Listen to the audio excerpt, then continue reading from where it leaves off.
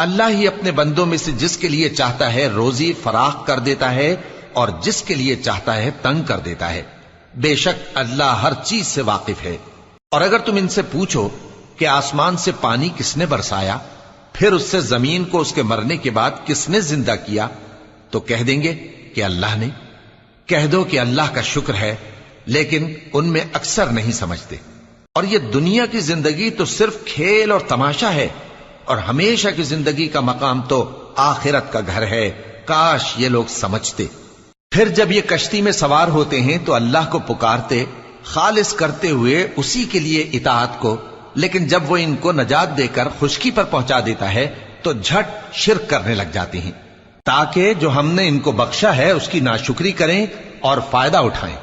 سو خیر، ان قریب ان کو معلوم ہو جائے گا۔ کیا انہوں نے نہیں دیکھا کہ ہم نے حرم کو مقام امن بنایا ہے